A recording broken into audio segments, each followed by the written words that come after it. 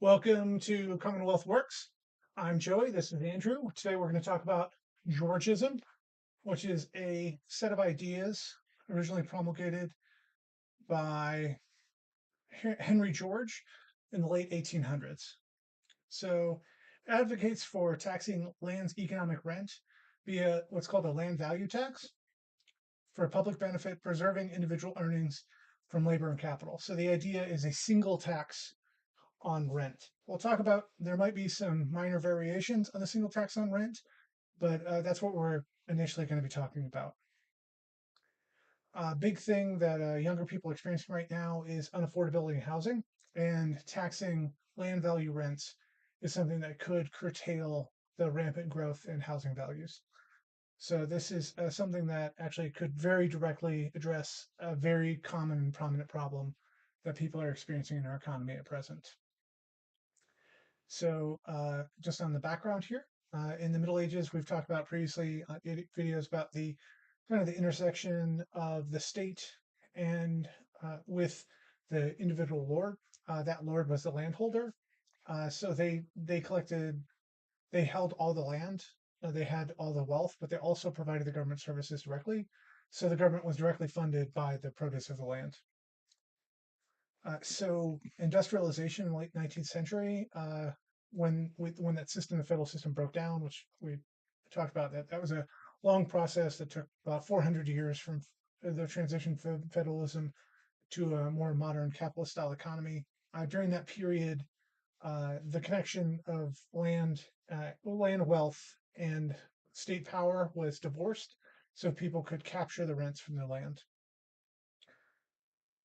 So that's the background. So that's where it came from. Do you have any thoughts or comments on that Yeah, background, or where could we you just started with that? go into a little bit more detail, at least on like the divorce part between, um, like you said, like landowners and the federal and the government?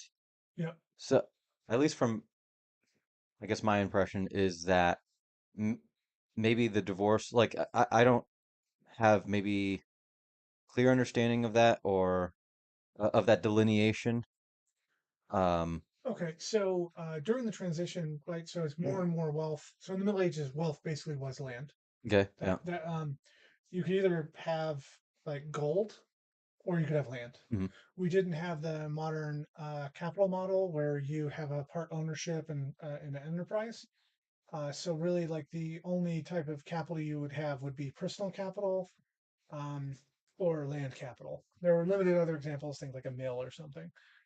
So the agents of the state, those that wield state power, which state power often is defined as monopoly on violence. So those that wielded violence were the landholders. Let's see. So the local lord owned all the land, Hmm. or the overwhelming majority of the land. Hmm. And so uh, they owned the land, but they also directly were the government. I see. Okay, So they gained the wealth from the land, but they also then that funded the government services. I see. So your services like law enforcement, your local lord was the law enforcement. They employed the knights or sergeants that enforced the law. In times of famine, your lord was responsible for providing for food when there wasn't any food available. So the wealth and the government were the same entity.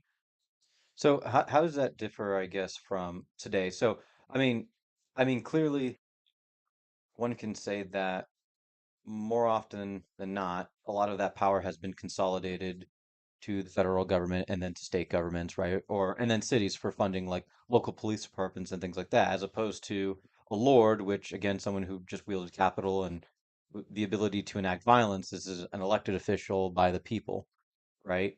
Uh, Interestingly enough, I think though, we don't. What was the word I'm looking for? We don't often see, I guess, elected officials enact or exercise the level of power that they should to address the issues. I guess what I'm trying to say is it seems a bit more distant now than previously, where it's like you said, you could go potentially direct to your lord and say, this is unfair. You're taking too many bushels of, the thing that I am producing or what have you. Like, what was the sort of Well, dynamics in so that? you've got different layers there. So especially in the American context, and the American context probably kind of uh, So with industrialization, so we've got a couple of different layers here. So in specifically in the American context, early on in the American experience, there was very, very, very little government. Mhm. So at the time of the revolution, the government provided almost no services, and collected the only service that was really provided by the government was national defense. Almost nothing else was provided by the government, except for maybe at the very local level. Mhm. There's that layer of it where um, there was all like the United States started in a borderline anarchic state, Mhm. not completely. Like there were still police that enforced pretty basic laws, by rape and murder and etc. Mhm. And there were still national defense. Mhm. But as far as like a modern social welfare programs, or even the level of social welfare programs that existed in the federal era, we did not have that. Like if you were on public charity, meaning like individual public charity, or you would starve to death in the early American context. Mhm. So the American context, like really, we've just been adding government from a very, very, very low level of government, a very small amount of government. Mhm. Like even defense was procured largely through the militia, which was all able-bodied men at the age of 16 or older in most of the colonies. Mhm. So in the American context, like even national defense was largely private. So like as far as like anarchic countries, like um, the America at its founding was one of the most anarchic countries that ever existed. The only country I can think of that really came close to, I mean, even more. The only country that I can think of is probably some of the other colonial environments were probably similar, especially like Australia at some points, and possibly Iceland. Mhm. But besides that, I can't think of any other more anarchic places than the America in the colonial period. Okay. But so there's that where in that colonial environment, there were no lords, there was no tradition, everything was being built from nothing, Mhm. because of the way that uh, the way that the a mass depopulation of the Americas had occurred. So the lack of organized land or etc. because of the mass depopulations that largely happened before the British got there, because of the old world diseases that uh, destroyed the native populations. But there's that. There's also during industrialization, you're a small factory that required very little land, Mhm. with capital could produce far more wealth than land could. So, in the medieval period, wealth came from the ability to grow. So, the more land you had, the more wealth you had, because the more growing could be done. And then growing things is how you made money. Mhm. In the industrial period, a small factory um, could acquire its inputs on the market and grow wealth vastly faster than land could. Mhm. And that continued. That was a continuous process as industrialization became more industrial and more industrial. The value of land comparatively went down and down and down and down. Now, So the value of land, like you said, went down, but I guess you I could mean say, the okay, dominance of land, especially in wealth creation. but productivity per, Not let's that the say, value of the land wasn't the productivity of land right. compared to productivity was the right word. Yeah. You're right. Good correction. So the way that I think of it is like, productivity per square foot dramatically increased because, well, let's say for an example, and I think we're currently seeing this today, you take like an acre of farmland, Yep. right? How productive, I mean, how much capital can you retrieve from growing on an acre versus, let's say put it 100 acres, right? Let's say I'm a soybean farmer in Iowa and I have 100 acres and I'm growing soybeans. That is a lot less productive than if I were to put, let's say, AI data center there that's generating potentially hundreds of millions of dollars a year. So, Exactly. Yeah. Perfect. and I guess we'll kind of go into this a little bit, but this, I feel like, and maybe I'm wrong here, but the incentive for a lot of these larger companies, I mean, we see it, landowners, like some of the largest landowners in the United States are people like Bill Gates or Jeff Bezos, who I think intuitively understand this relationship and know that, okay, it's like we could purchase the farmland, sure, right? Inevitably, how much of the land that we have will be used for farming. There's something to be said, though, about, being a lot more productive with less space as well. So there really is sort of, I guess, a balance of like a efficiency, where it's like, yeah, we can grow more food on a smaller plot of land, therefore we can make a segment of that land a lot more productive than if we were to just, plant a monocrop or, something like Yeah. that. So in this, it's the the values of land too are not just the well. That's what we're going to get into. What the unimproved value of land, which is what we're trying to tax, is the with this Georgism here. The concept is that you're taxing the unearned value. So, if you, which we'll get into that, dig into that a little bit more. So during that period, so if there's a field in the middle of nowhere and it's growing some soybeans on it, or nothing, or it's fallow. Let's say it's fallow. It's like let's say it's wildland. So there's some value. Someone is going to be willing to pay something for that wildland. Hmm. But I buy it and then I put a factory on it. Hmm. Now the factory is worth far more than the land that I built the factory on. Right. Yeah. So the idea with Georgism is that we would be taxing the value of the unimproved land. I see. So it's not taxing, we're not taxing the factory. But a factory would be more valuable. There'd be unearned value in the factory if it's close to other inputs. So this is one of the big things with the affordability crisis with housing is that the value of the land is like so if you're a house in San Francisco is not the improved value of the land is a small fraction of the value of the property. So it's primarily unearned value. Because if you took a house in New York City in one of the less dense parts of New York City or in San Francisco or Los Angeles, and you teleported that house and you put it in a and you put that in North Dakota, Mhm. uh, it would suddenly be worth less than $100,000. Right. But in San Francisco or New York City or Los Angeles, it might be worth 5 million. And it's because, like you mentioned, it's really in close proximity to a lot of those inputs that make it valuable. Yes.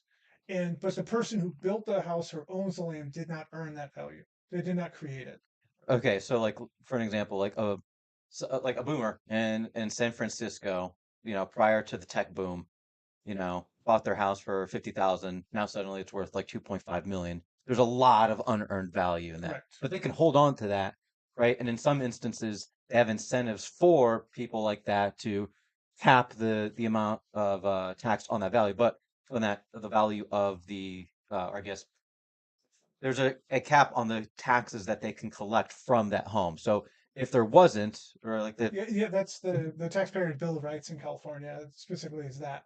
yeah, So the with Georgia, the taxpayer bill of rights is anti-Georgist. That's very much like the opposite of what Georgism would be advocating for, but it's advocating for taxing the unearned value. So, um, the if the house was $50,000 in 1972, there was probably still some unearned value in 1972 dollars on that $50,000 home.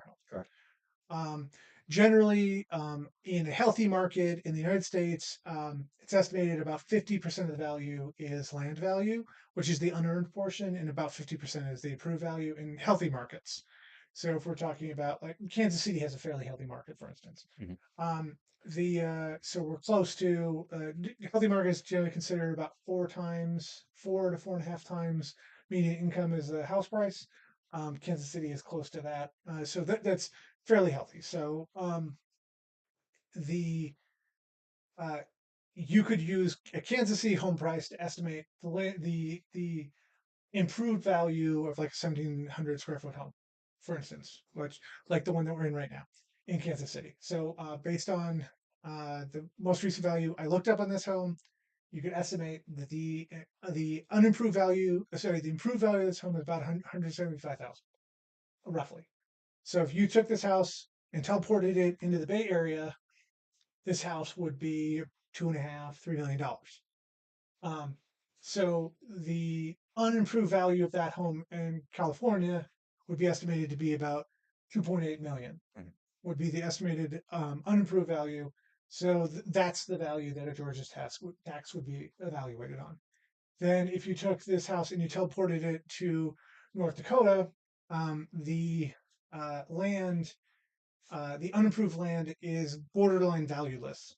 So like that land, land in town that doesn't already have a property on it, you would not be able to sell. So if it does not have a well-maintained home on it, it is literally no one would buy a plot Mhm. in a rural town in North Dakota. No one would buy an empty plot. So there, the value there basically be no tax on the home because the unimproved value, the value of the land is so low. Mhm. So land is only valuable there if you have enough of it to to put into agricultural use. So that would be kind of the spectrum here. You'd have like a home, an urban home is very valuable. A rural, not vibrant community home is very not valuable land value wise. So that's where you'd get that guess. So somewhere in between those values is what we'd be looking at taxing. Mhm. Um, the reason for this is that example of the boomers there that bought the house in 1972 for $50,000 and now it's worth $3 million. They didn't earn that value. They did not improve the land. They did not provide a benefit to society to get that value. That value is there because lots of people want to live there and do other activities there, economic activities there, and they can't because you're in that home. So they can't do those activities because you're living there. So a Georgist tax would be to tax that at a fairly high rate. So if you imagine, I mean, property taxes in Texas can be pretty high, like 1 to 2%, but Georgia's tax is typically we're talking 5 to 10%. Mhm. So in the example, we're here, Kansas City, my house, the unimproved value is about 175,000. So I'd be paying, let's say the low end of that. No, let's do the high end of the math. It's easier. It'd be about $17,500 in taxes annually is what I would pay.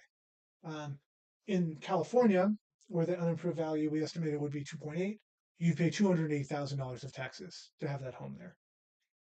That's because you are denying society use of that asset, and the value of it is that unimproved value. So if we go to that high end, now the high end is very high. Most people would probably want something in between those two values, probably closer to the 5%, especially during a transition period. We'll do a later video where we do deep dives into the mathematics and deep how you would administer a tax starting from our current baseline. I've done some analysis on that, but it gets pretty mathy and pretty complicated. So we're not going to get into that today. We're just going to talk about that. That's how the land value tax would work, which is the main concept of Georgism is the land value tax. There in land value tax is on the term is an economic rent. We'll talk about that. An economic rent is money that you have that is basically any form of income that is unearned that goes to an individual is called an economic rent. Now, some level of economic rent is considered good in a market economy because that economic rent encourages market activities that will cause entry into the market to put competitive pressure to reduce shortages of goods. So if I'm producing something and suddenly demand for that thing goes way up, my prices will go up. I'll make economic rents. Mhm. But me making those economic rents will encourage other entrants to come in to compete with me to push the price down, which is good for everyone. So that's generally a good thing for some amount of economic rents to be earned by some people for some amount of time throughout the economy, throughout time. Now, there are several types of economic rents that are not easily alleviated by market pressures, and we'll go over those. And those are examples where Georgia's taxes or Georgia's principles would imply you should tax those things in some manner. So these are we're going to go over those different ideas. But before we go into the other things besides the land value, what a rent is there anything you wanted to add to that, or No, I anything think we want to expand on with no, that? I think you're good on that one. Um, yeah. Okay, so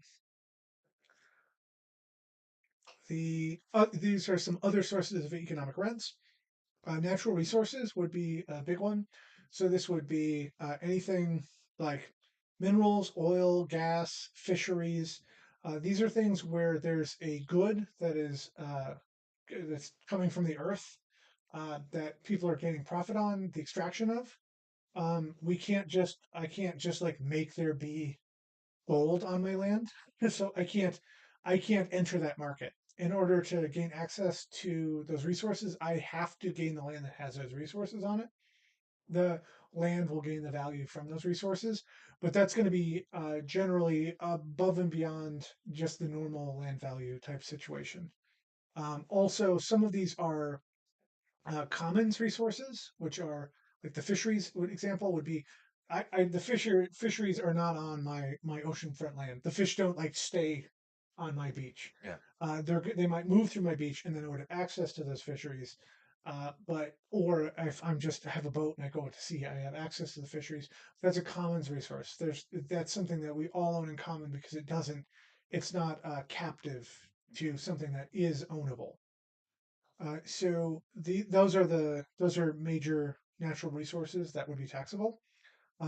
So under Georgia's principles, there would be okay. Sorry, just one more thing. There's a couple of other examples. Would be geothermal resources would be another example of a natural resource. So if you're on land that is where there is a geothermal uh, where there's geothermal heat underground, then you can use that for various purposes, especially power production. And other people couldn't have that, so that's a resource that is tied to the land as well. So, question on that. So, I know in some states, depending on, well, I guess in this municipality, uh, if you, let's say, above a geothermal source, right? You technically, even though you are on the land above that particular source, you do not own it, and and it would be something owned by the state, right? Under like Georgism, like if you purchase the land, everything above and below that land, let's say up into a threshold, because you're not going to own all the airspace right above, you know? Yeah, you don't own all the way to infinitum to Right. another galaxy, Correct. and what you own doesn't change as the Earth rotates. Right. Yeah, so so yes and no. The potential. I'm not sure. Well, I'm not sure what Henry George had to say about uh, the proper um, the proper allocation of natural resources on land. And I know that some resources are. I know under common law, different states have different common law rulings on how that works. And I know for those resources, different resources are ruled differently in different states. Well, So I know that like the in some states, natural gas, hard minerals, and geothermal are all have different rulings on how they're to be utilized. So I mean how they're to be right. allocated to the landowner. I know there's a lot of variety, and I'm not sure what Henry George would say is the ideal one. Okay. So, Yep. uh, but I know that, and those I know are there are some states where literally all three of them would have different regulatory burdens, Hmm. and some states only have only have common law rulings on those, and some states have Right. statutory regulations on those. And it may have seemed like a tangential question, but it does actually matter because let's say I am over a geothermal hotbed. It's like, yeah, I may not have the resources to set up the facilities in order to make it useful and to, you know, but I still own the land. And if you want to make me an offer for my land, then now the assessed value has gone up because it can be a source of energy, right? Or I might be able to license it to you. Correct. I know it's very common for Like oil oil, yeah. resources to be licensed. So I do own the oil access resources, but I can sell that separately from the land. So I own the land for all purposes except for natural resource. I Mhm. mean, sorry, except for oil extraction. So even if like I find gold in my land, that's still mine. You just own the oil. Oil, right. That is possible. So um, and the different states have different states, different countries that even within the Anglosphere where we generally have some sort of common law system. So uh, law tends to have a lot of commonality in the United States, Australia, New Zealand, Canada because of the common law system from Great Britain. But there's going to be some variation within that. So that's something we could dig into in another video. Would be potentially those how to cut apart and Right. how those should be regulated. But the big thing here would be you'd have to the way you would tax this would be based on you would assume that all of the profit from the extraction enterprise was partially rent, but profit. Mhm. So the cost of extraction would you would deduct that, and then the remainder would be considered rent under a Georgist framework. So that's generally how it would be regulated, and then you would have some sort of what would generally consider very high tax on that profit. So if a regular tax might be a regular type of tax on that activity might be 10%, it might be something like 50%. So let's say for an example, and you had brought up rent, so I always think of like, sort of a landlord-tenant situation. Like let's say you were my landlord and you owned a building in Kansas City, and let's say it became a desirable place to live because a lot of, office spaces showed a lot of Right. companies want to work in this particular area. So my rent goes up, but you've done nothing to improve the actual building, right? All of the appliances are still old, or, like the heating or Yeah. insulation is not very good. But you could, and this does happen, charge more for my rent. So let's say you do charge more. Let's say I'm paying 1,000. You're like, nope, I'm doubling it to 2,000, right? Would you then be taxed more heavily on that profit under Georgism? No. Okay. No, but the value of your land would have gone up. Hmm. So let's say the apartment building, let's say the apartment building was worth $2 million before the office construction. If you were able to double the rent, the value of the land would have likely doubled. So Hmm. your assessed value would probably go to $3 or $4 million. So then, if we were back to that 10% rate, so you'd be, I was paying $200,000 in taxes before. I'd be paying $200,000 in Georgia's tax. So the thing with the Georgia's tax, it's not on the money you make; Hmm. it's on the land. So if you make no money from the land, if you keep the land fallow, if I have a lot downtown, if I have a parking lot downtown, Hmm. and the parking lot, so it's basically unimproved, is $2 million, and I don't I'm not I just keep it as a public parking lot. I'm not so like I just let anyone park there. Hmm. That that it's worth $2 million. I'm still paying $200,000 in taxes Hmm. on it under the 10% Georgia system. Hmm. So it's not the economic activity of providing it's not trying to determine like what a fair rent is. It's not determining that.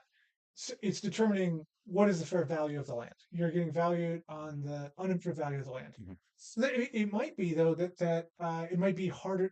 There might be other reasons. There could be other reasons to raise the rent. Hmm. Is it rent the other sense of the word rent, meaning the cost of procuring accommodations, that type of rent, not an economic rent. Those are very different things. So the cost of procuring accommodations is not an economic rent. It is what we call it rent. But we would say it would be fair, for an example. So it would be fair to say, like, for you to have doubled my rent, but because the assessed value of that land has now also increased, because conceivably the developer could offer you a significant amount of money and said, "Hey, Yeah. I want to bulldoze your building and I want to create another office Yeah. space," right? You would be paying more tax on that land if it was still in your possession, let's say, and you said no. Yes. Exactly. So so the landlord, in this instance, like you're not necessarily winning on this because in Georgism, you have to pay more tax now because and as a byproduct, you have to increase rent in order to. Yeah. So in this example, if we had a 10 unit building, Mhm. and the if we had a 10 unit building, it was worth $2 million, the value doubled. Mhm. So what it was a 10 unit building, I was paying $200,000 a year in tax, which means every year to break even on my taxes, I would have to collect $10,000 in rent per unit to just break even. Like I'm not making money if I collect $10,000 per unit. So if my value doubled, I need to now collect $20,000 per unit Mhm. to break even. Correct. So in that case, like the it might encourage me to raise rents actually.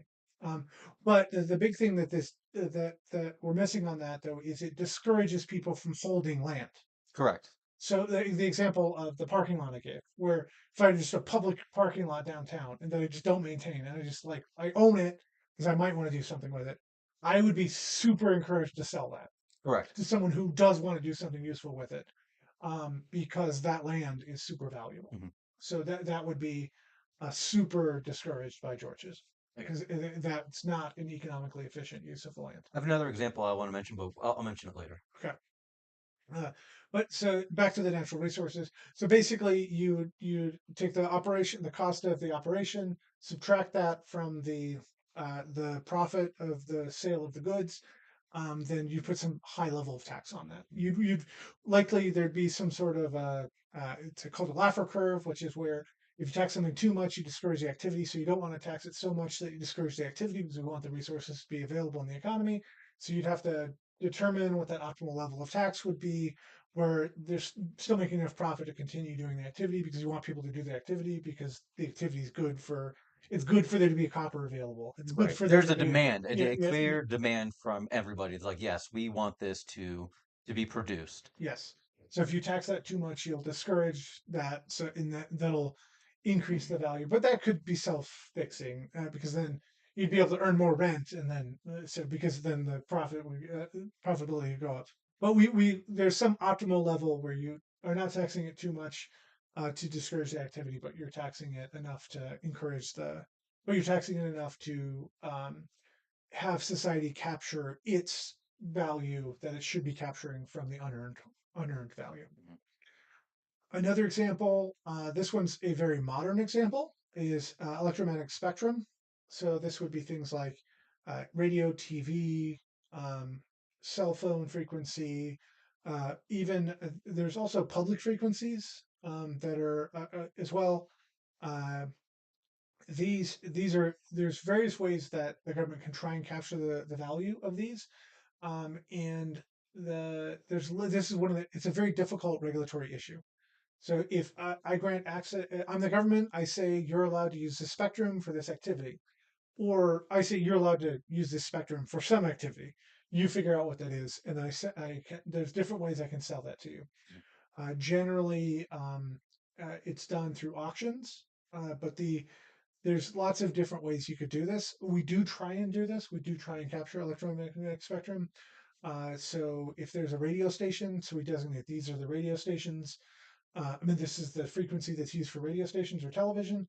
Then those radio stations or televisions pay a licensing fee annually to the government in order to have access to that spectrum. In the case of cell phone frequencies, they're auctioned.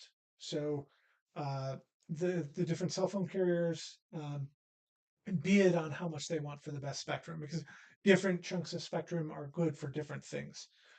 For example, famously, Verizon has got the spectrum that is best at penetrating buildings.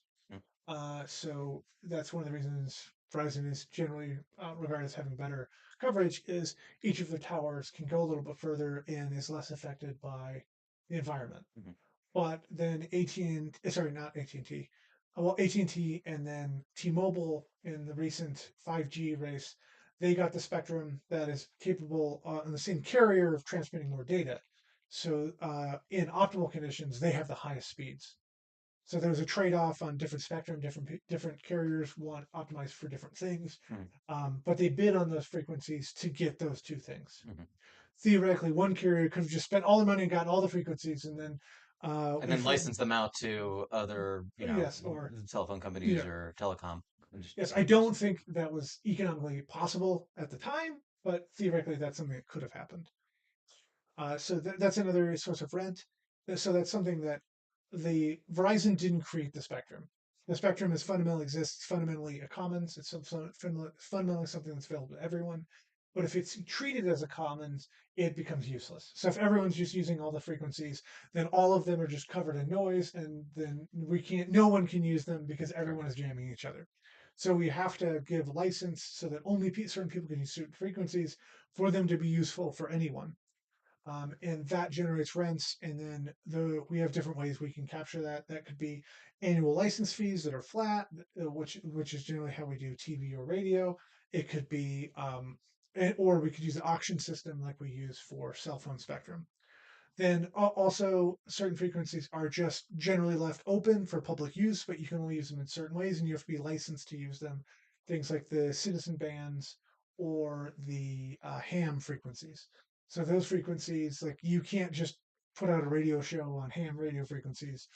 Uh, you can only transmit for a certain amount of time. You have to continuously say who you are. You have to be licensed. You have to go through a licensing process to use those frequencies for anything.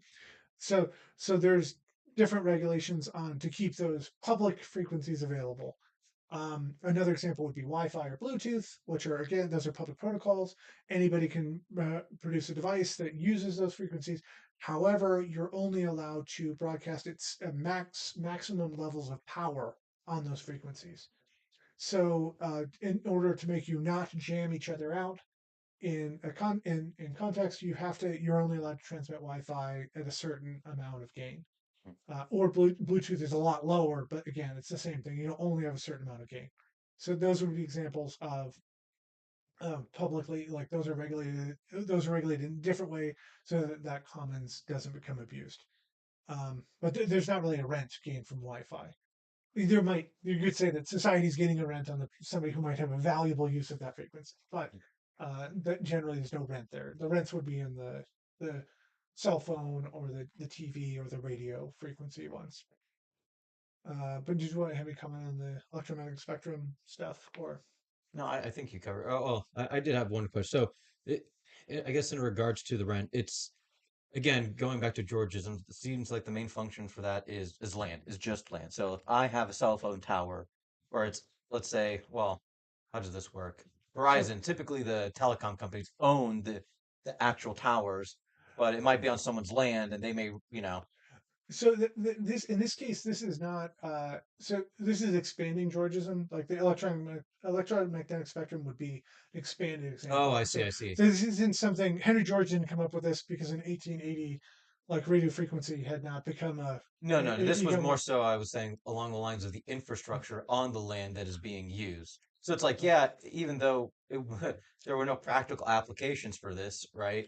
Eventually, like you have to have somewhere you put this, and therefore now that it's become more valuable because, on that little square of well land, that would be earned value though. okay. So I mean like the value of the tower now. I mean the well, that's a good example. So like a rural tower actually like is almost all earned value.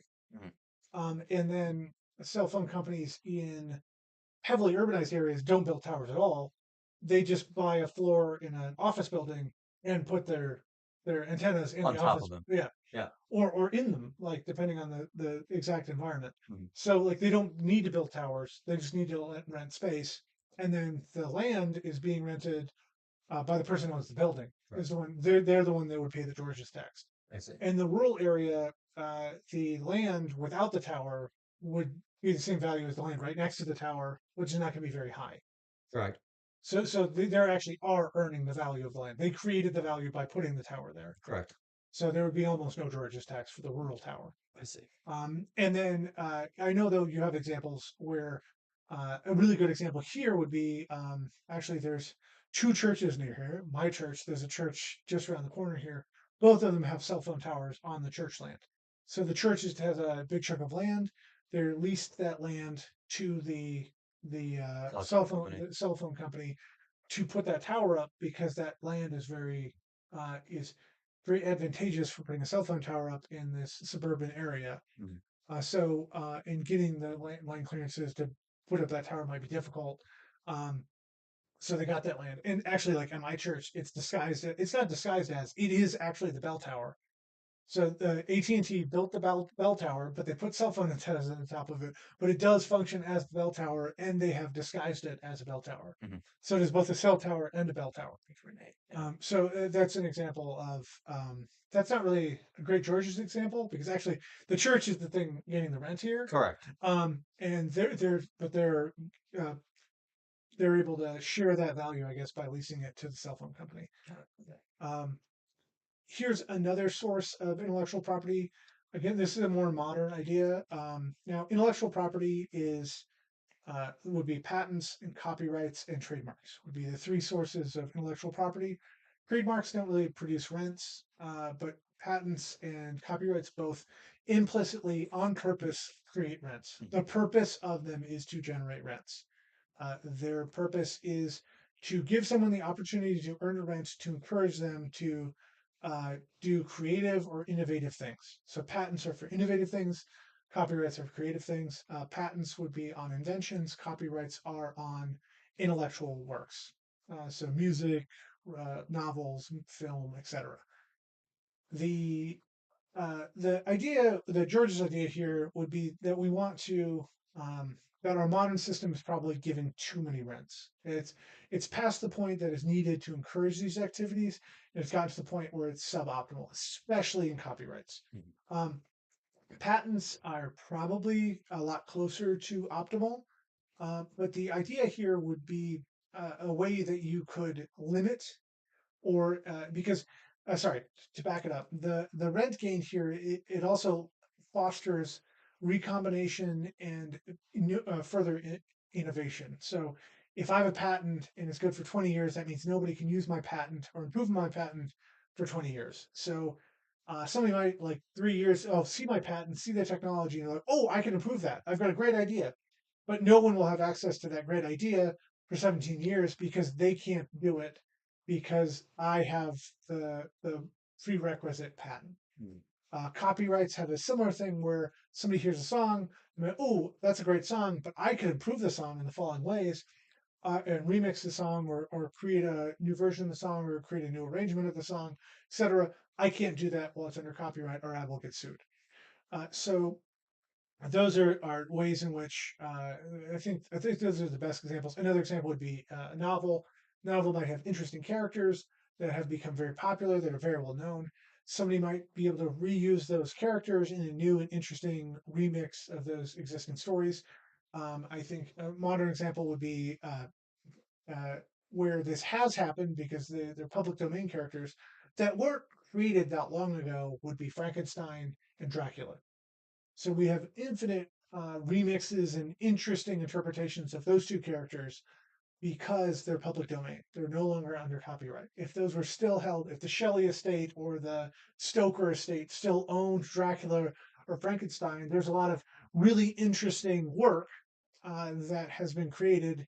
Most of it, I'd say, fun. Most of it's fun, not necessarily like groundbreaking, but a lot of fun and interesting uses of those ideas and characters would not be available. That is available because of their copyrights being expired. So uh, the idea here would be you want to have a maximum initial profitability for the work. So you want that, rent. You want to give rents early on. So you want to the initial work. You want to give all license to them.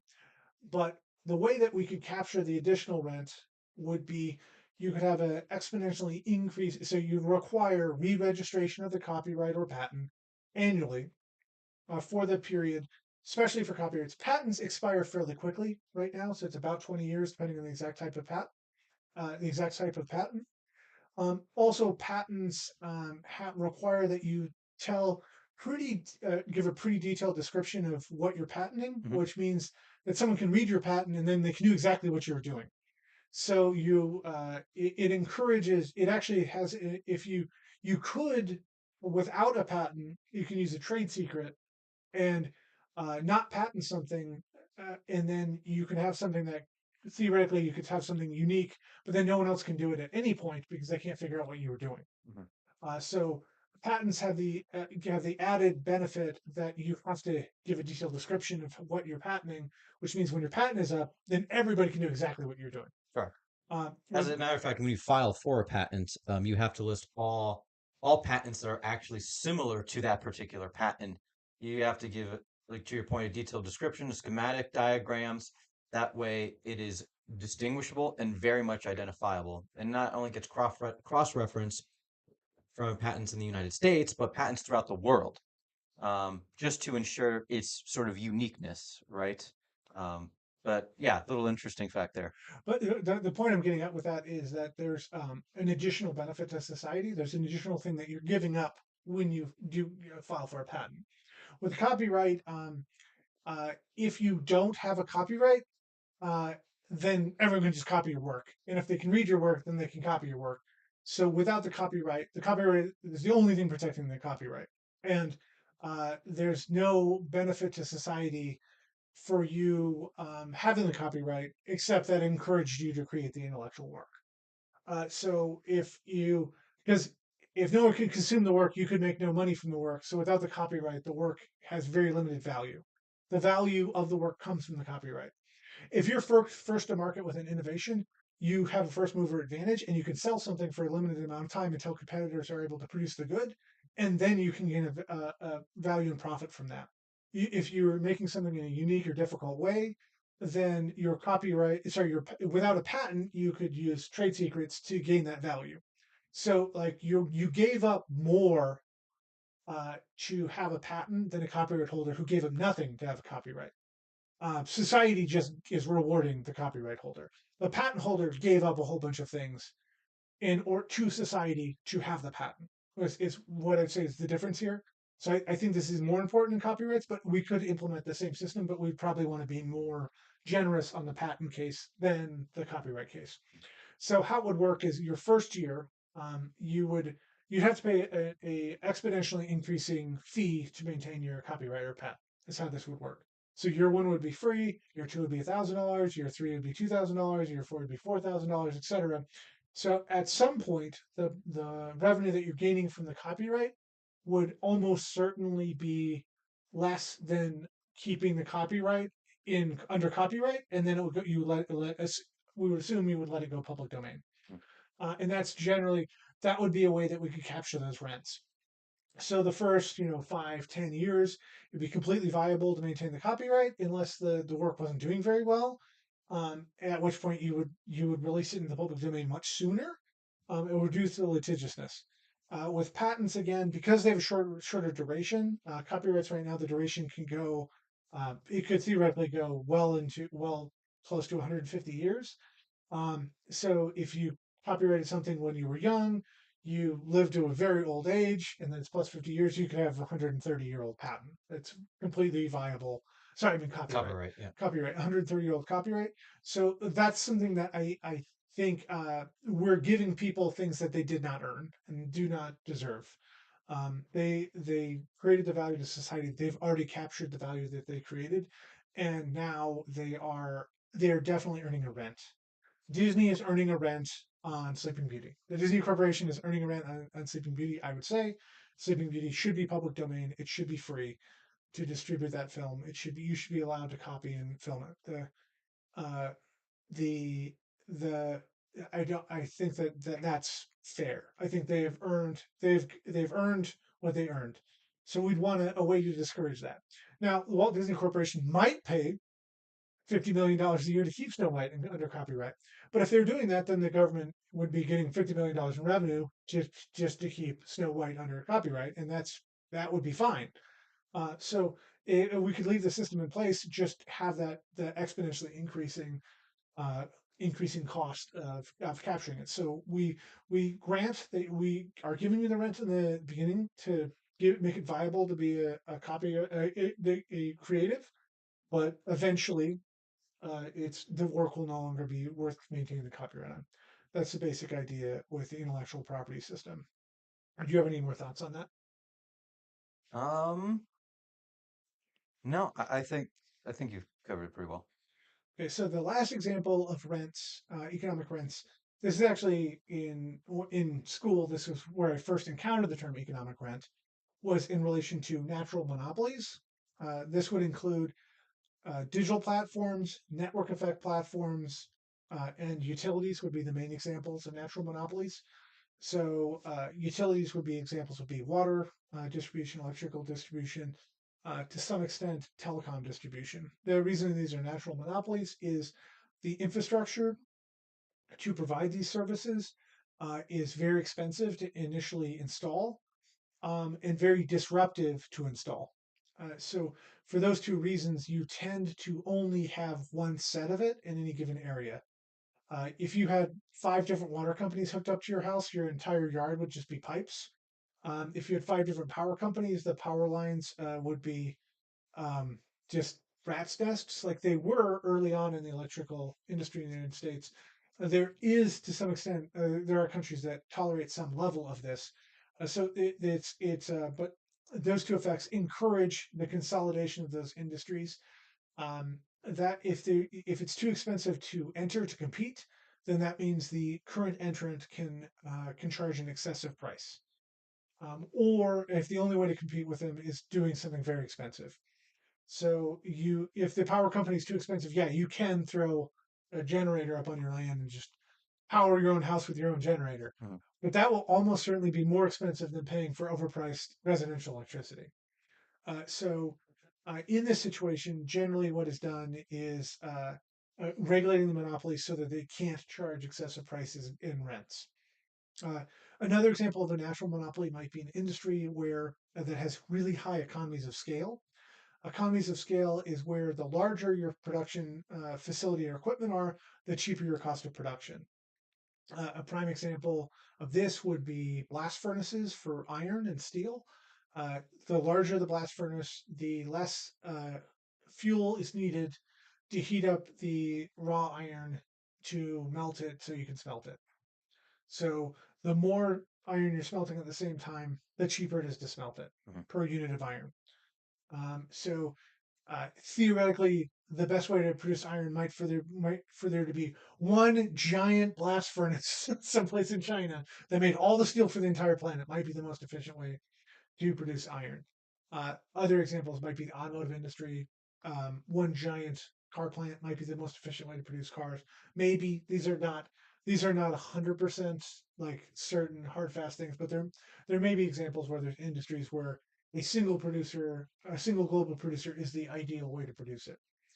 Um, and these examples generally, what is done is uh, the a reasonable cost for providing the service is determined, and then the provider is allowed to charge a set percentage above that. So who determines the actual price? So let's say, for an example, you are a utility company, let's say in like Montana, and you've created a larger facility to accommodate your sort of expansion in Montana, right? But let's say it wasn't necessary to expand the way that you did. This is something that utility companies do specifically, like if you're providing power, which is they capture most of their profits by the how large or advanced the technology is in the facility. So if I decide to spend, let's say, $1 billion, then I'm an energy company to improve upon the infrastructure of my facility, I will pass those costs on to my consumers. Yeah. But by doing so, I know that I'll be able to get more money from them.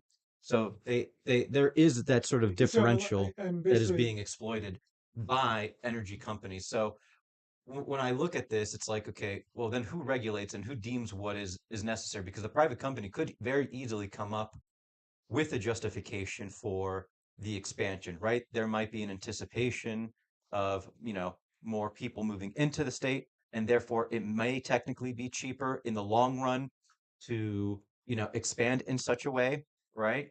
However, in order to actualize that, I guess you could say that assumption by like, if we build this bigger, once more people come, inevitably it will get cheaper. In the short term, it does have a fairly significant impact on those who are consuming the electricity with no other options to other than maybe, again, like you said, it might honestly be cheaper for them to get a generator and fill it up with gasoline and just, and burn it, right? But that's not necessarily efficient either. Oh, it's definitely inefficient. So that's generally the you have some sort of regulator. That's the one that determines. It's the same one that determines what percentage they're allowed to do their markup. So generally, the percentage is somewhere between like 5 and 15%. They take their costs plus 15%. Then that's how much they're allowed to charge in a utility situation. So you determine how many units you think you're going to sell. Then you take that cost, just do the Right. division.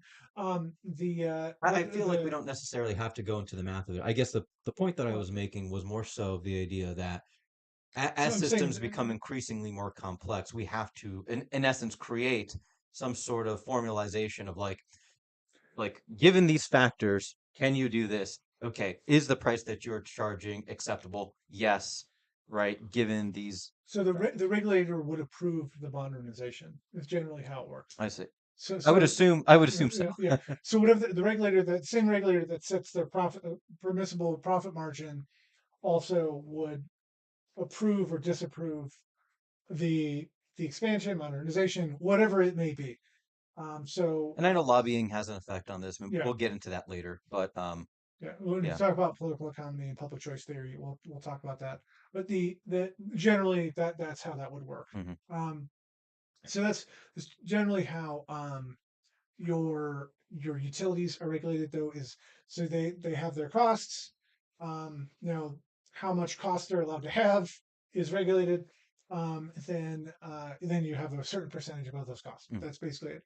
But the example you do have the perverse incentive that you're talking about, where um, if I'm allowed to charge 15%, I want to have as high of cost as possible so that I can deliver the largest dividend to my shareholders as possible. And by the way, and specifically in this instance, it is primarily large companies who own utility companies. So, like, let's say you were Vanguard and I was BlackRock, and it's like, do you want to go in on this venture? Sure. All right. Well, in order for us to make profit on this, the facility should have all of these capabilities, and then go from there. Right. Yes, yeah, there's lots of different things there, um, and there's different regulations where there's different regulatory frameworks where you could if they're if certain efficiencies levels are met, then you're allowed to charge more. Right. So there's different ways you can try and balance the incentives so that you're okay if your projected if your approved plant cost were like your what your approved plant costs were is what your limit is based on. Mm. And then if you get in below that, then you're allowed to say something like you might actually be allowed to charge more than 15% if you get your costs below a certain amount. Uh, and but that's all But complex regulations that the regulator has to be very smart and savvy to make those effective. right, but I guess what I wanted to mention with that is so the economic rent in those particular situations is technically being exploited because they could easily say, well, we're putting all of these upfront costs. Yeah, And it's like, yeah, but it wasn't necessary, yeah. you know. And the so we're the in the case of the utilities regulation, generally, we're not trying to capture the rent. Hmm. That's the other thing here. We're actually generally what's trying to be done is the elimination of the rent. Actually, there might be. I think George might argue that actually you should just let the company charge whatever the hell they want. Then you determine how much of that was necessary, and you tax them. You tax away everything that was unnecessary. Hmm. Would be, I think, what Henry George would actually say to do. So instead of doing what we do, which is we regulate them and regulate the business out of the utilities, and then to try and make them keep their costs make sense, and then don't give them a rent. It would be give them a rent and then tax it away is what Henry George would say. Okay. So yeah, let them go ahead, go ham. But then we're going to tax the business out of all your excess profits. Would be what Henry George would say. Okay. Now the digital platforms and network effects. This is basically the same thing.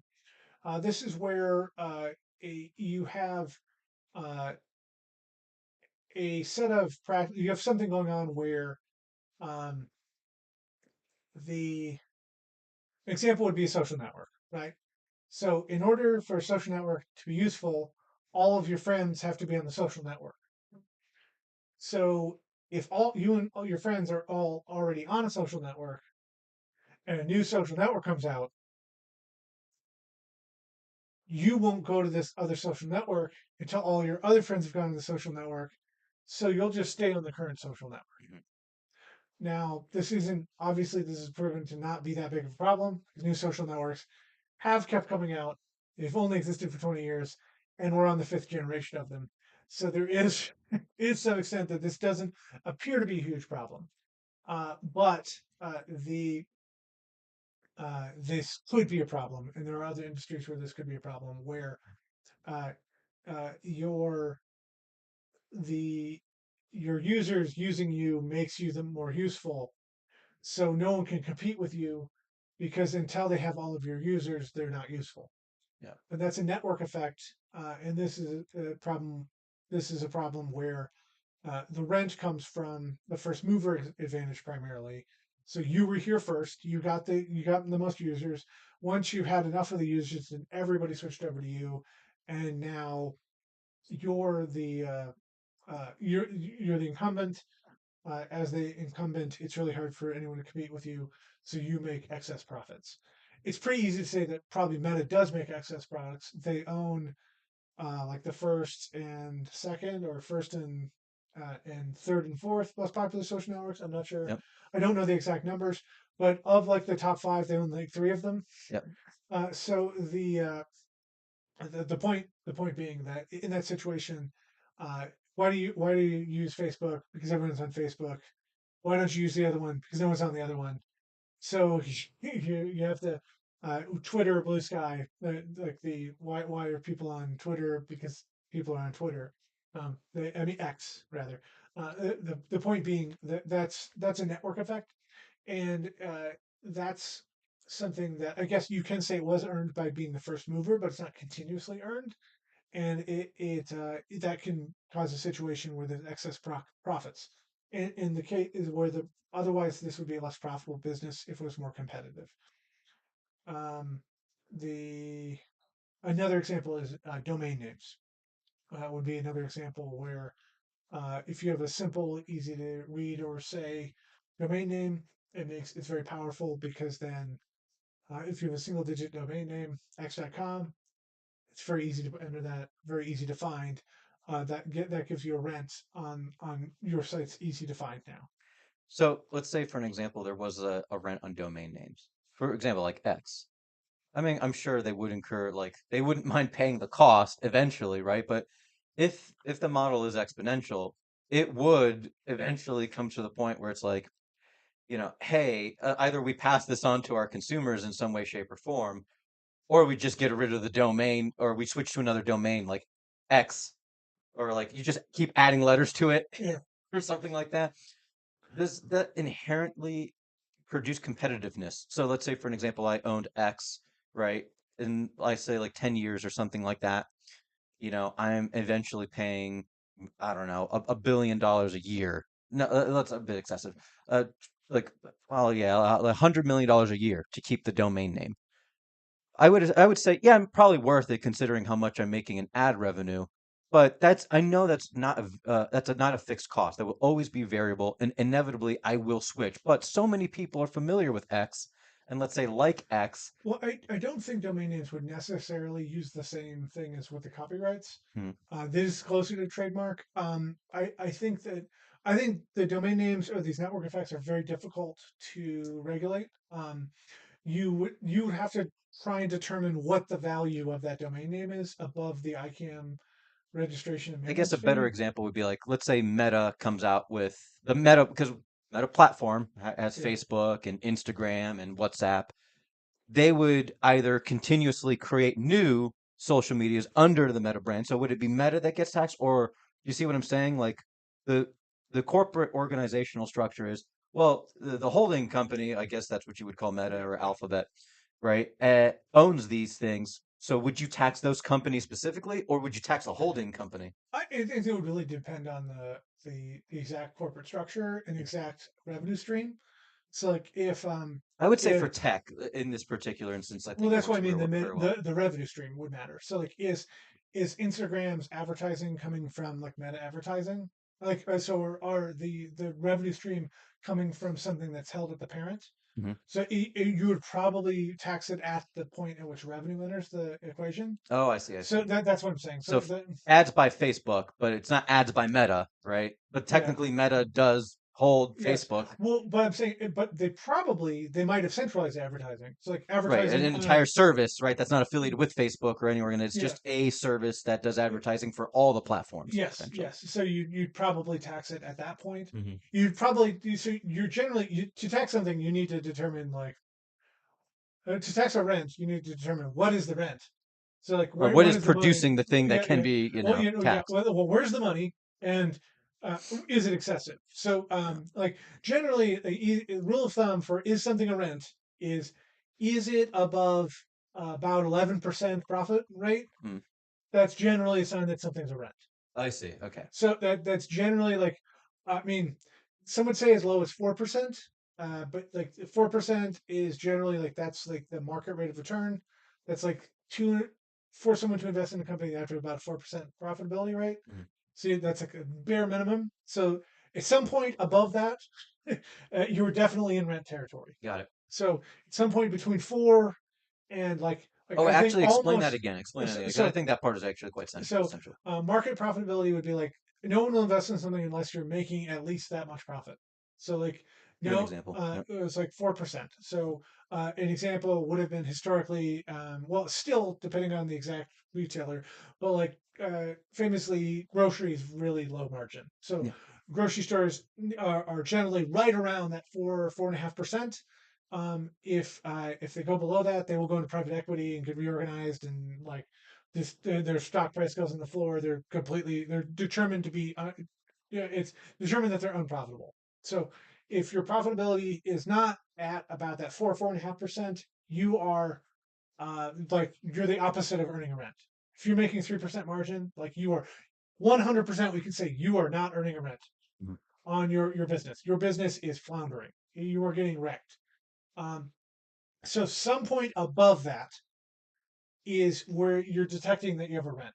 So uh, So are we discouraged? We are truly discouraging excess profit. Like not there's such a thing, I guess. If there's excess, there's a healthy profit. yes, and well, and for how long have you been earning the profit over that 4.5% would be the other indicator. So let's say your margins were like 30, 35%. If they were 35% for more than so depending on your industry, 3 to 7 years is generally how long if you're doing something complicated, like if you're doing something with manufacturing with physical goods, 3 to 7 years is how long you would expect the minimum amount of time for market intervention to reduce your profitability. So supply increases to match the demand of your good, which is what would cause you to earn a short-term rent. Short-term rent again is not bad. George is not trying to capture short-term rents. Short-term rents are a sign of a shortage of supply.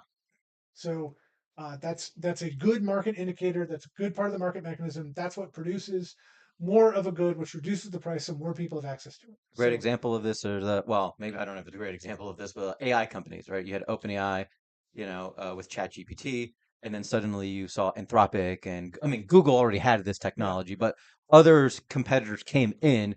But in this instance, OpenAI would have captured that short-term rent. and the free versions of Grok and the free version of Gemini are for most people are um, good enough. To do what they need to do. Yes, Yeah. so like that's really hammering the $20 a month, the paid versions of OpenAI's product, because their unpaid version is not sufficient. No. But Grok and Gemini are closer to sufficient for most people. It's like they're the people that were paying for their $20 is they're hemorrhaging users of their premium product. So that's a great example. Yeah. So where well also might be an example of monopolistic behavior by I mean, yeah, there is a bit of and that. Gemini. But It does take a lot of money, again, to train these models. But here's the thing about it. I don't want to Once, talk too much about AI in this, but yeah, right, but once you have the model, right, that's it. Like you can't really fine tune it, which costs a lot of money to get it any better. This is just like I built a product, right, and that's it. Like it's like I don't know. You own a little widget factory, and most of the bulk cost was just setting it up. After that, you're just printing money, yeah, right? yes, exactly. So the so that's what generally if you're earning a rent for more than 3 to 7 years. So if you're earning above about somewhere around 10%, above 10% ish for more than 3 years, then that's a sign of some sort of rent. Now, the there are examples with like certain luxury goods, etc., where it's probably not the case.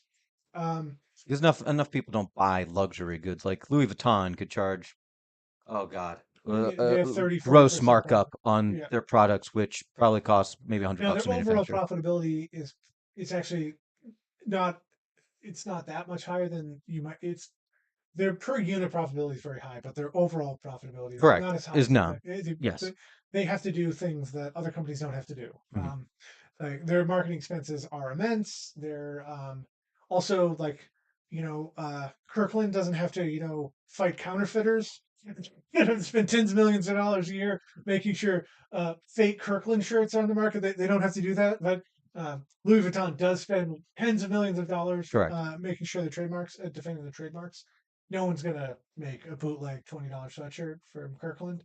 Um, but so to back that up, the general indication that a industry is in a rent gaining thing would be if they're over that 10% for more than 3 years. Hmm. So Google was almost certainly in this situation. They have a natural monopoly in search. Um, it, I, it can be argued that they had competitors that got as good as them, but people kept using them. So I'm not sure. I'm not sure if Bing or DuckDuckGo ever got as good as them, honestly.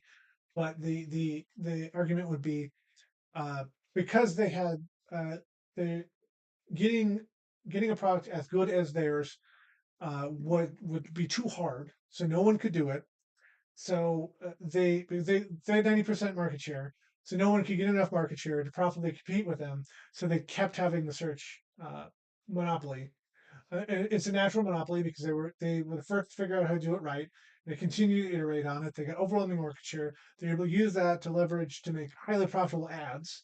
And not so natural monopoly is that they bought all their large ad competitors and became so they had a near not so natural monopoly in advertising, and that made them able to earn rents.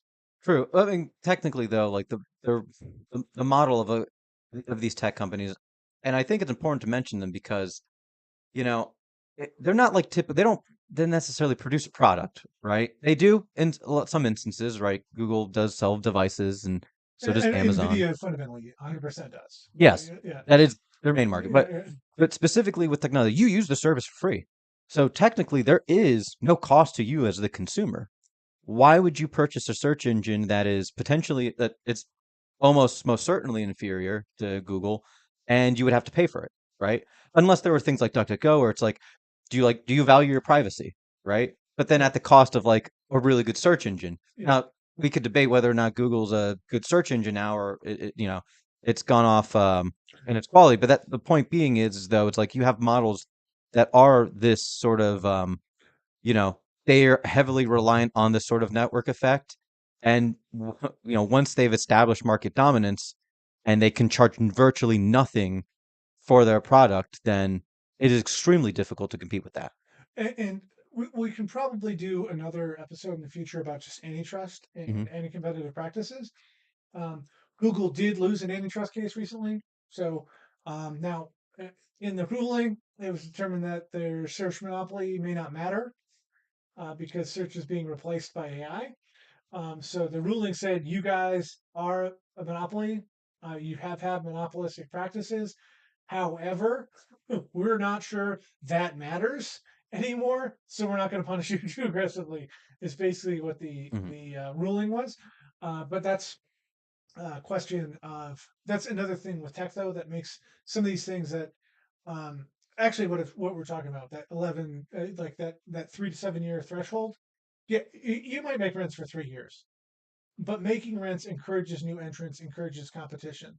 So Well, either you can't continue to charge rents because your um, you can't charge rents anymore. You can't make rents anymore, rather, because there's been downward pressure on your price because you have competitive supply that's available. mhm. So AWS would be a great example where there's two really strong competitors that are not nearly as big as AWS, but if AWS started overcharging, everyone's going to go to Azure and Google services and Yeah. just AWS will lose its shirt. And then there's boutique, smaller competitors that are doing great business, but like Cloudflare. But Yeah. the example we're talking the industry we work in a little bit here, but there's other examples, other industries. But the point being, uh, uh, that's why that we have that 3 to 7 year threshold for again. If you're short term, it just means you were a first mover. If you were the first mover, you have done something productive for everyone. Hmm. If you're the first person to bring something to the market, then you solved a problem that needed solving that people wanted to be solved, and you should be able to gain excess value from that for some amount of time. And I don't think there's anything wrong with that because it could very easily, like, you could fail and you've spent all this money and Yes. that's it, and Yeah. you're the one holding the bag, right? Yeah. So, you know, So it's really that it's when you've got that 3 to 7 year, depending on the exact nature of the product. If you're 7 years in and you're still earning 30% profitability on something, then probably something's up. Like that's probably a rent at this point. In year seven of making 30% profit, that's almost certainly a rent. yes. Now again, the exact nature in this tech space where entry is very easy. That's why it's probably closer. Like you're still making 30% year three. There's probably some sort of unearned effect here. But if it's something like heavy manufacturing or something with a very complex manufacturing process, Hmm. um, then that 7 years is probably realistic Yeah. because uh, people that were willing to just go all in year one, because people want to make sure that that is persistent. So a lot of your competitors probably didn't even enter until year three, and it took 3 years for them to get their plant on. So your competitive plant isn't even coming into effect till year six. Right. So that's an example where like if there's a lot of investment to enter, 7 years is a pretty reasonable amount of time for you to gain rent because no one that competitive price pressure is going to take a very long time to come online. But with technology, I mean, we saw like with opening AI, the example that we talked about earlier, where 3 years ago they were king of the world, 93% market share, and now they're down to less than 60. Oh, yeah. So in 3 years they've completely lost they were completely crushing this market and they've lost it. So that's an example where tech can move quicker than entry is a lot cheaper. And this is the most expensive, hardest thing to enter in tech is this AI Yes. stuff. But it's still faster than heavy manufacturing or something. Correct. And I would agree with you there. I would also say, though, and we'll probably do a video on this later, uh, the labor secretary recently said, we've entered a time where businesses have become obviously, well, for some time, there are certain businesses that have become too big to fail, but it's also becoming much more difficult for small businesses to compete as well. And I think by implementing something like this, it makes it much easier for small businesses to enter that market. We talk about, tech. I mean, manufacturing, I think, is probably the most difficult, but even in the tech space, most people who, like, let's say you start a tech company, it is very rare for it to kind of like organically be created amongst a few individuals.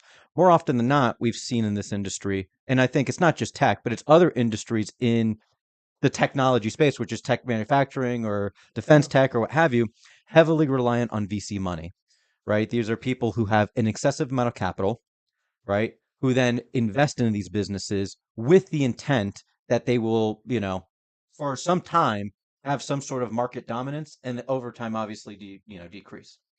So maybe we can later on get into like how does that system work where, do we tax these investment groups? It's like, hey, you're holding these assets, you're not necessarily making it productive. This is part of your portfolio that you're selling. Like I guess what I'm trying to get in and kind of maybe ending on this note is, economic rents takes on it's pretty vast. It's not singular, right? Georgia initially Georgia started with land, right?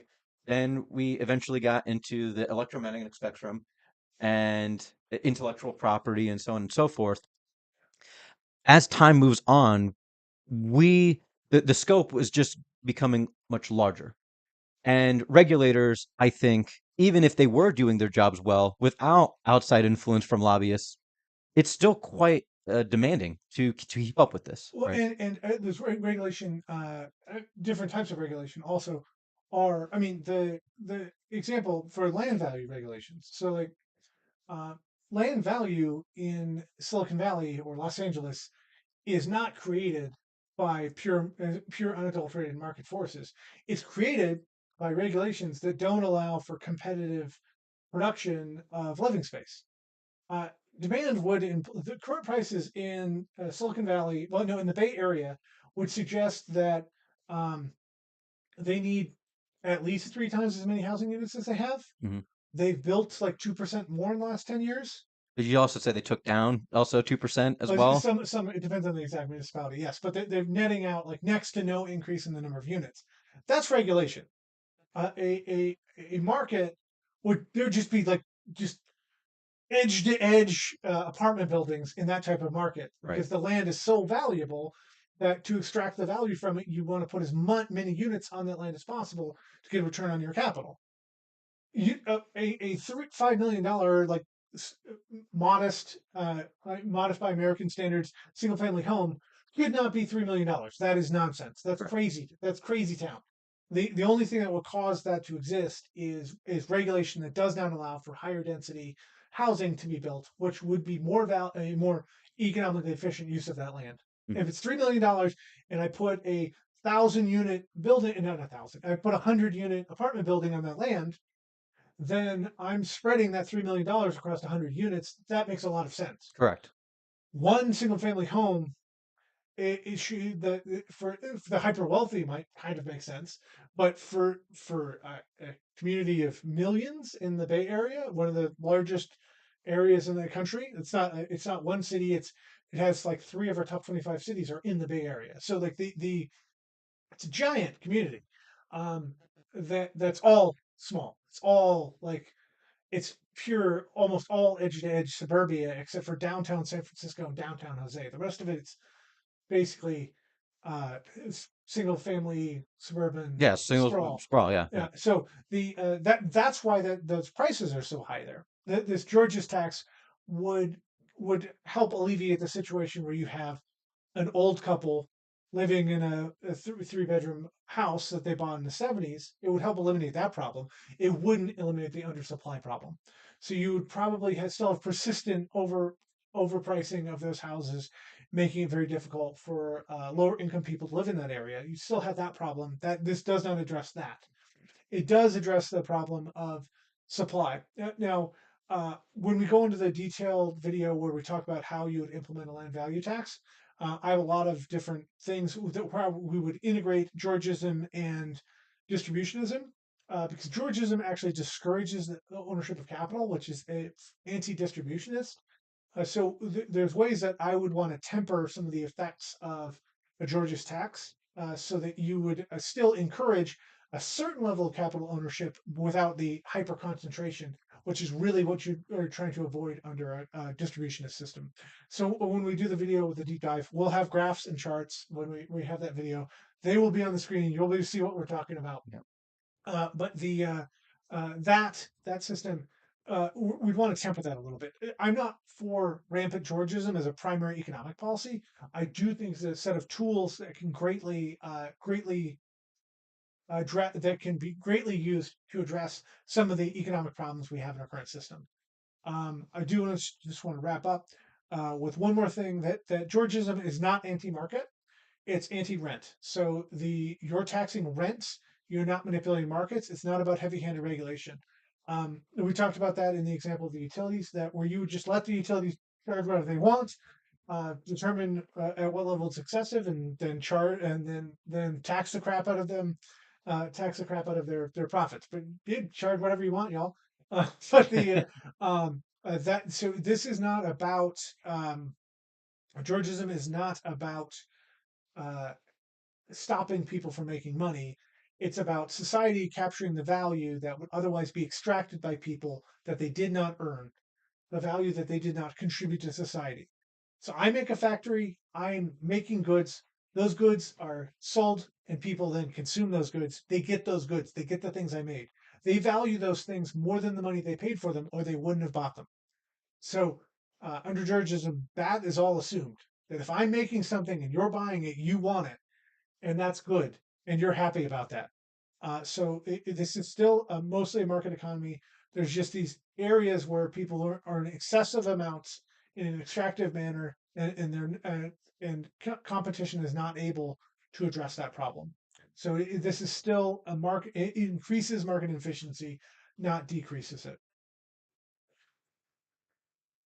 Uh, so uh, just to wrap up there, we're going to do a detailed dive on how you would implement a specific LVT tax on land, and how you would incorporate distributionist principles so that it doesn't completely eviscerate the smallholder, the wide distribution of wealth was we still want people under the distributed system. We want people to be able to hold wealth. We just want lots of people to be able to hold wealth, not small groups of people to hold tons of wealth. And the we're going to talk about some other economic policies and then political economy in some upcoming videos. Thanks for tuning in. Thanks for listening to us. Have a wonderful day. Please comment. Please let us know what you thought. We're trying to get this up and running. Thanks. Have a great day. Appreciate it.